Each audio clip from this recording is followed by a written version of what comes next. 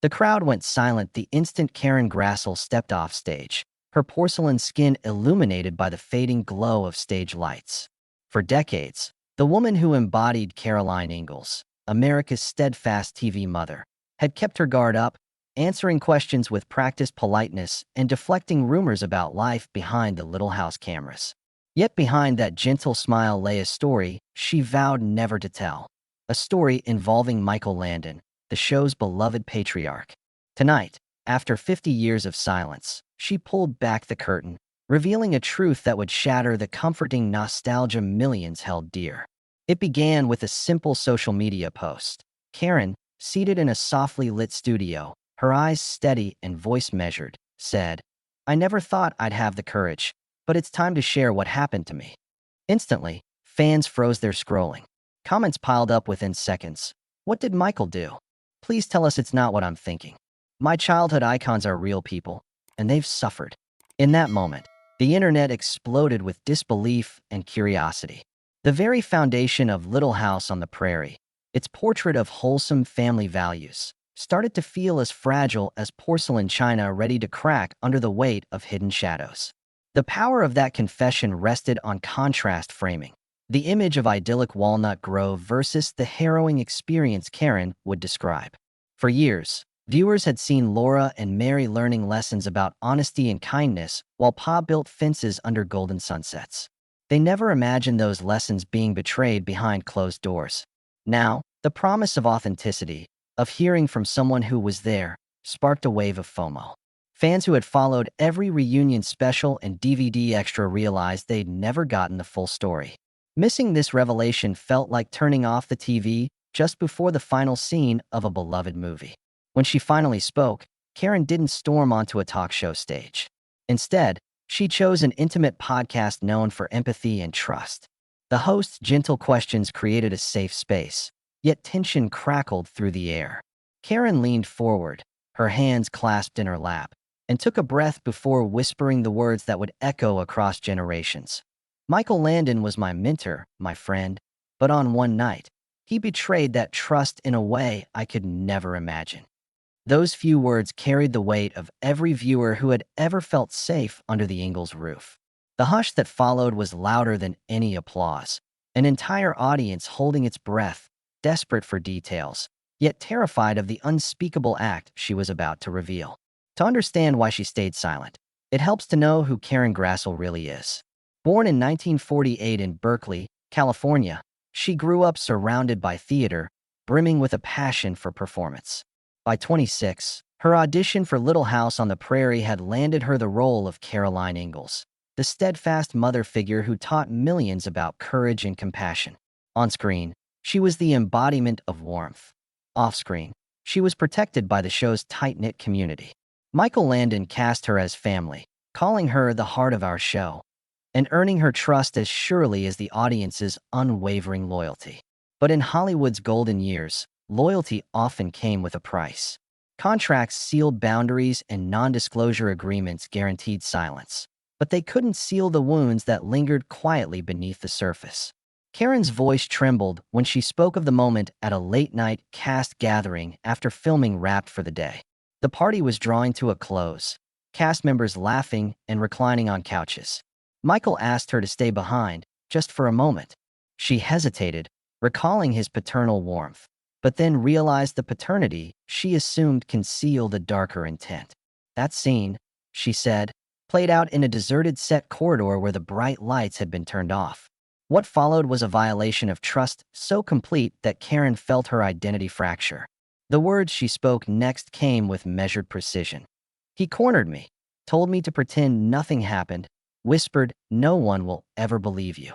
In sharing those details, Karen shattered the illusion that Little House was pristine. She invited fans to see Michael Landon not only as Pa in overalls, but as a man capable of crossing lines he preached against on camera. From the moment those revelations aired, reactions poured in, not a frenzy of condemnation, but a collective reckoning. Some viewers felt betrayed, others admired Karen's bravery. Across forums, fans rewatched her scenes, seeking clues in archived footage, wondering how many moments of tenderness on screen masked darker truths. Television critics wrote about the show's legacy in a new light, debating whether art can remain untouched once the artist's personal failings come to light.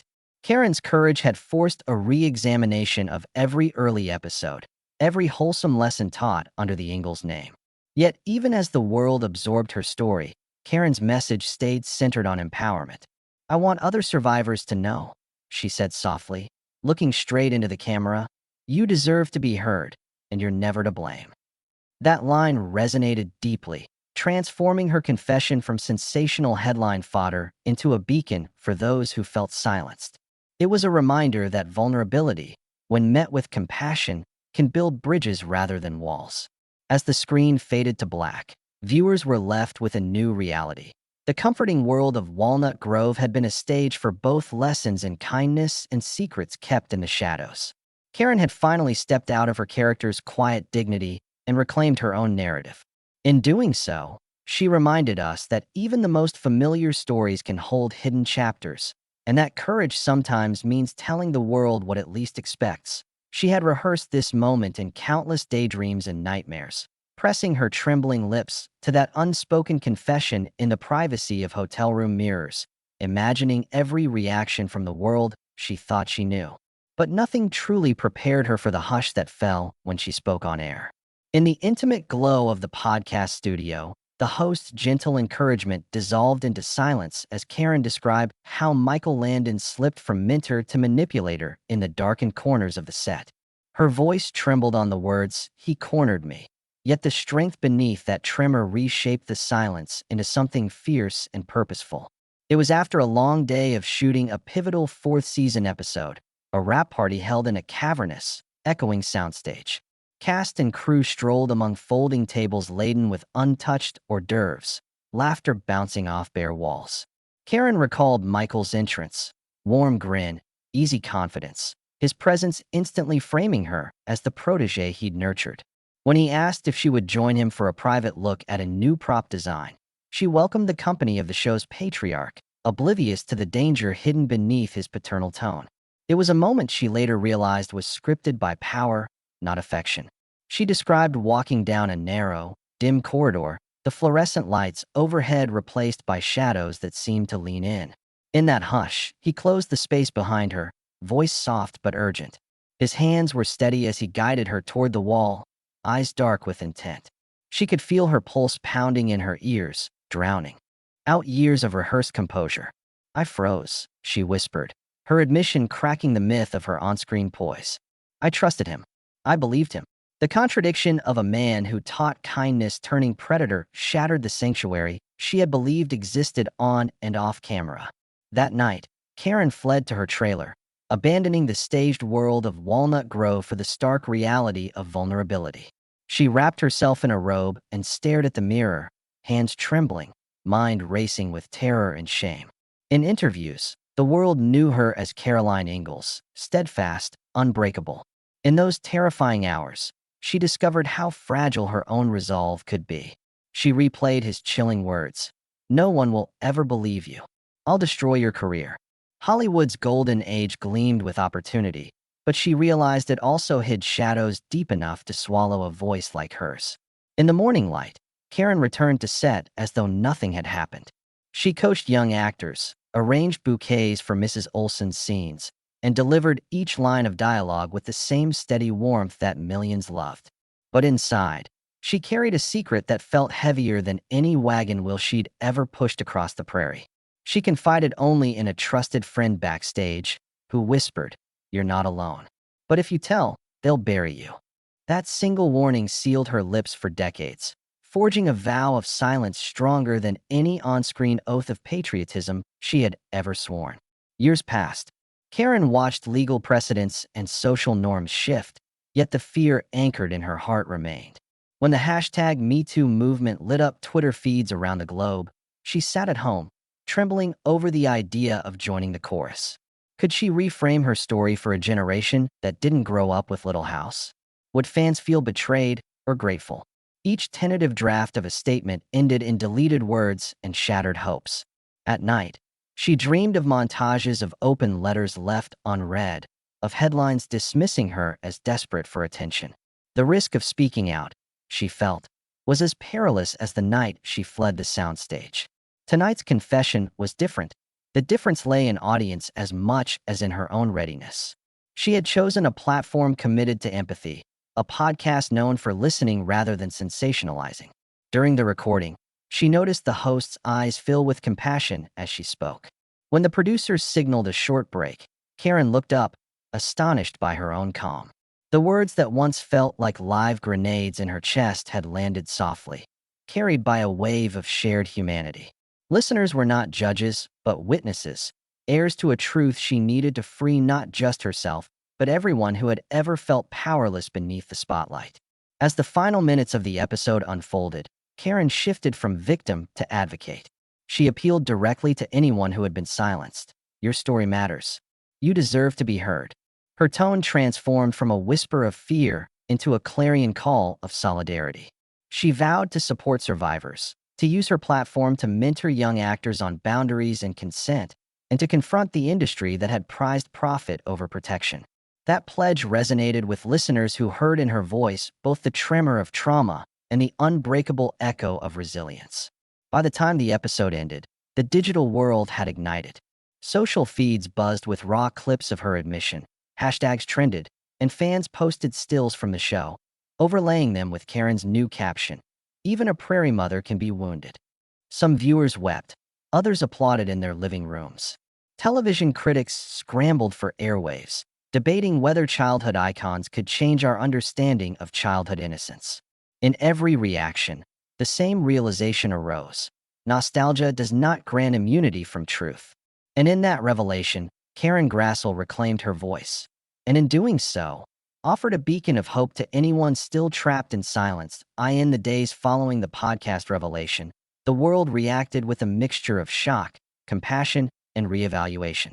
Social media platforms burst into life as fans old and new debated what Karen Grassle had shared.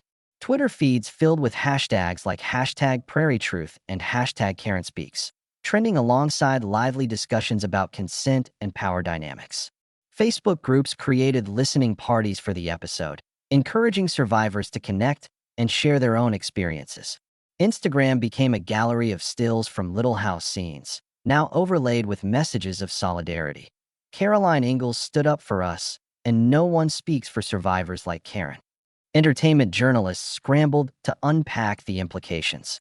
Morning shows invited panelists to dissect Karen's account, focusing less on scandal and more on empathy. A respected columnist wrote, "For 50 years we watched Caroline Ingalls nurture her fictional brood without realizing the real-life abuses suffered by the woman behind the character." Critics who once dismissed celebrity disclosures as opportunistic instead praised Karen's measured honesty. In a landmark piece, Variety argued that her decision to break silence could reset how television legacies are preserved, emphasizing the need to separate art from the artist's personal conduct. Meanwhile, the surviving cast members of Little House on the Prairie issued statements. Melissa Gilbert, who had grown up on set as Laura Ingalls, expressed deep compassion. "Karen was always like a mother to me in real life," Gilbert said.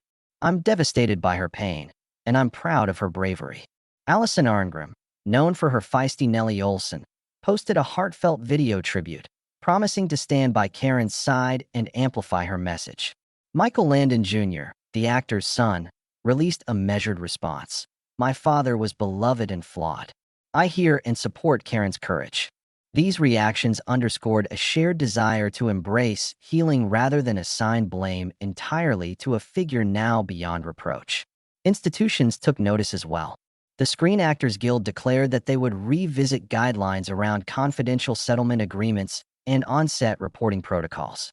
Industry executives acknowledged that the original Little House contracts lacked clear mechanisms for reporting misconduct. As a result, the Guild launched an investigative committee to propose new standards for protecting performers, especially women, during production. Only weeks earlier, such measures had felt unattainable. Now, thanks to Karen's willingness to speak, real policy changes were on the horizon. Academic circles engaged too. A recent symposium at the University of California screened the podcast episode as part of a course on television history and gender studies. Moderated discussions examined how Little House's mythic Americana narrative masked the lived experiences of its performers. Professors highlighted the challenges female actors faced under the studio system in the 70s: mandatory silence, career threats, and the erasure of their stories. Students pored over excerpts of Karen's interview alongside archival scripts, comparing lines she delivered on camera with the painful realities behind them. In this environment, the show evolved from nostalgic comfort food into an instructive case study on ethics and representation. Even more poignantly, survivors found solace in Karen's example. Private messages flooded counseling hotlines with references to #KarenSpeaks, as women felt empowered to discuss their own withheld memories.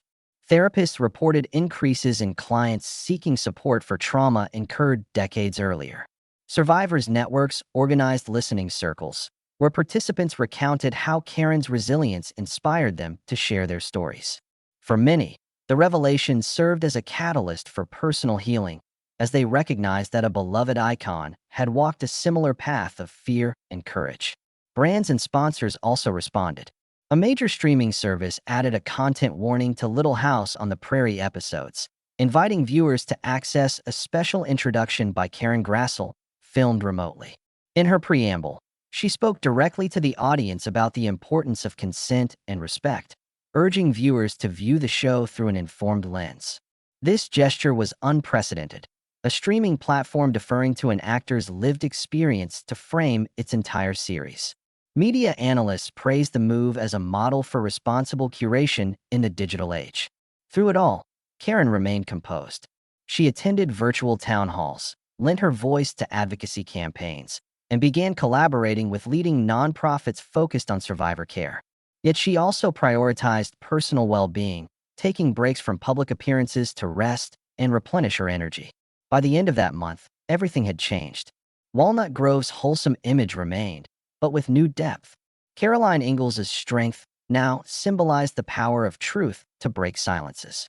Karen Grassle proved heroes can be wounded yet strong, showing that speaking out can restore hope. Her voice, freed after 50 years, resonates more powerfully than ever.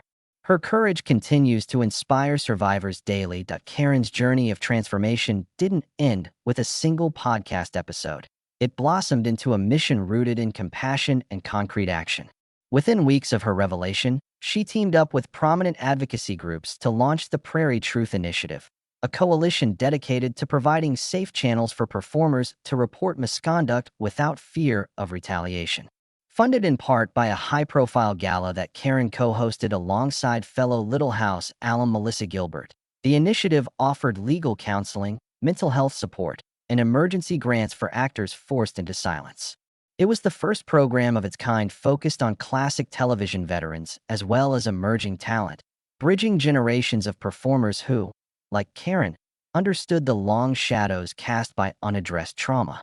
Behind the scenes, Karen poured herself into mentorship programs at drama schools across the country. She held intimate workshops in New York and Los Angeles, teaching young actors how to set and enforce personal boundaries on set.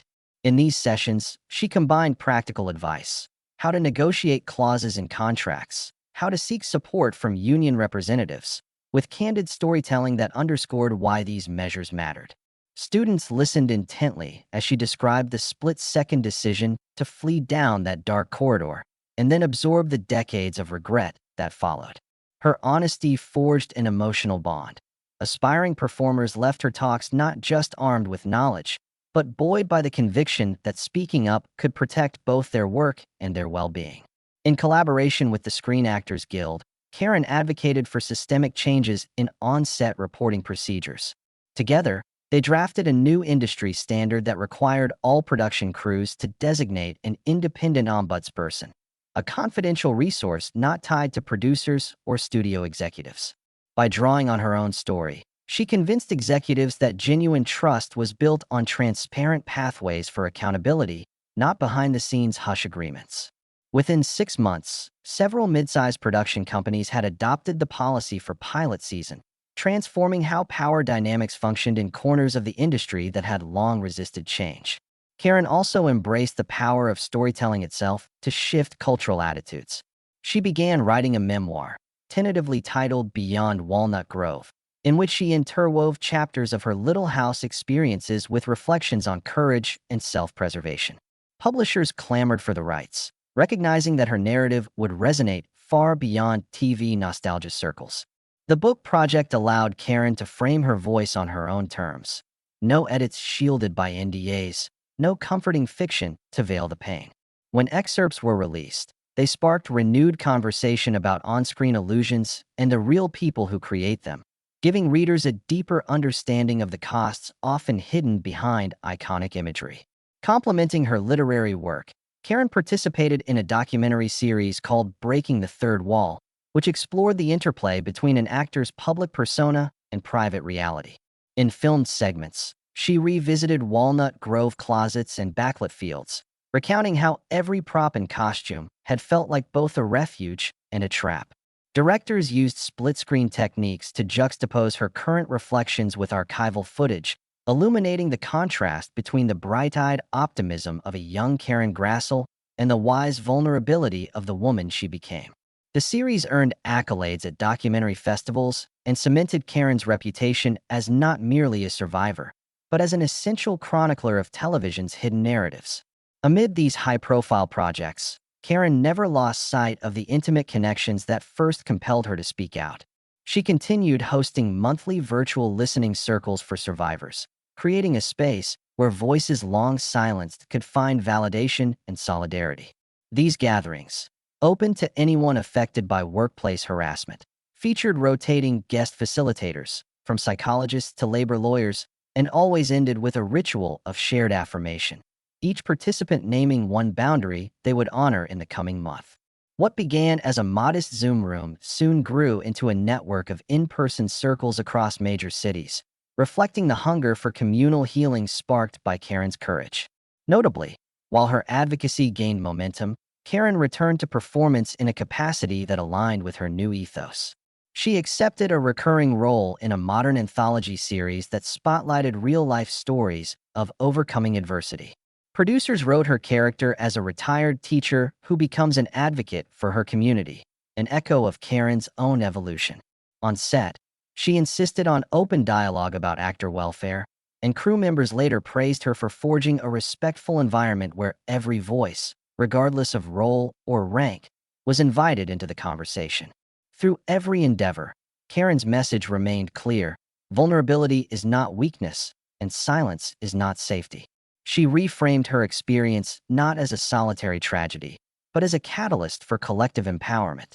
Audiences who once saw Caroline Ingalls as an untouchable icon now recognize the woman behind the bonnet as a beacon of resilience who transformed personal pain into a platform for justice.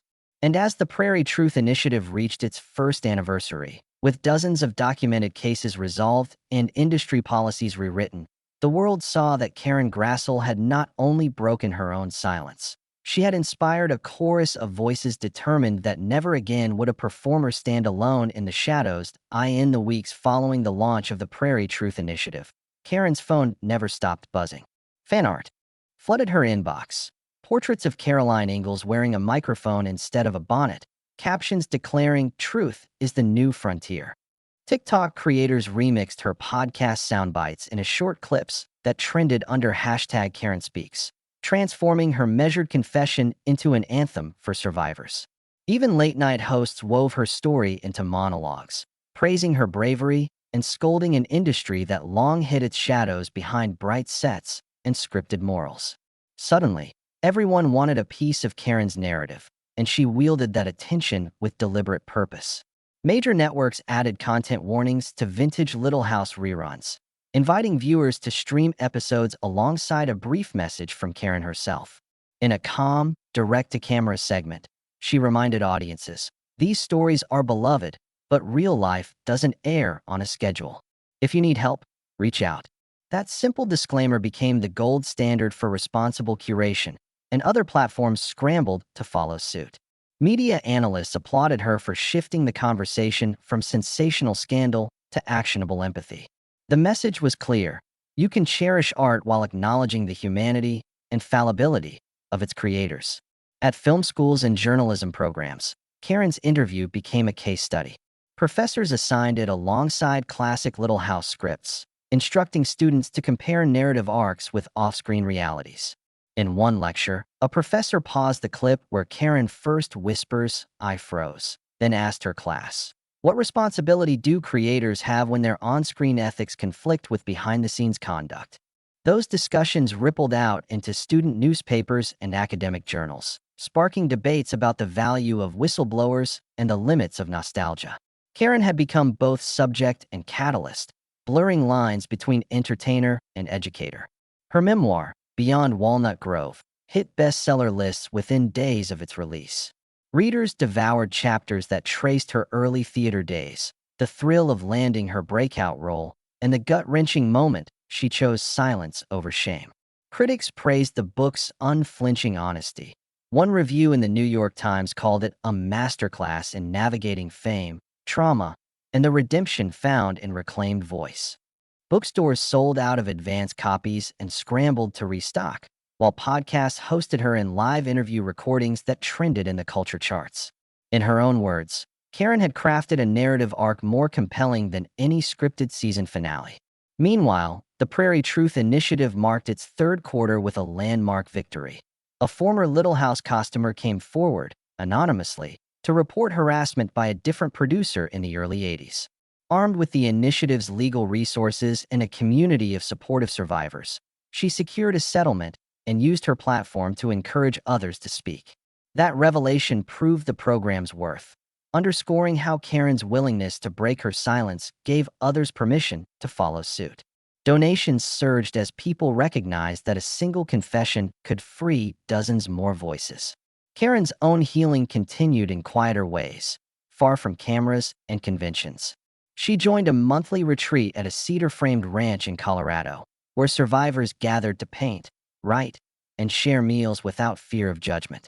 On horseback, she found solace in the rhythmic gait of her mount, each hoofbeat reinforcing her renewed sense of agency. Therapy sessions replaced late-night ruminations, and she credited these private rituals with sustaining her stamina throughout the whirlwind of public appearances. As she told a group of emerging actors in Los Angeles, advocacy begins with self-care. Your voice matters most when it's nourished, not parched by performance pressure. In Hollywood boardrooms, executives who once avoided conversations about on-set misconduct now sought her counsel. At a roundtable hosted by a major studio, Karen recommended standardized training and consent education for every new series. Actors, directors, camera operators, and interns alike. She argued that establishing mutual respect early on would not only protect individuals, but improve creative collaboration. Studio heads nodded, sharing their own regrets about ignoring warning signs in past productions. By the meeting's end, 2 pilot contracts had been updated to include clear reporting channels and mandatory well-being check-ins, tangible policy shifts born from her lived experience. Even Michael Landon's legacy underwent a subtle transformation. Retrospective documentaries on his career began to include Karen's perspective, reframing his image not as an untouchable icon, but as a complex figure with both remarkable talent and serious failings. His son, Michael Landon Jr., collaborated on a tribute that balanced admiration for his father's work with acknowledgement of those he harmed. In televised interviews, he described the challenge of reconciling his inherited pride with a newfound responsibility to truth.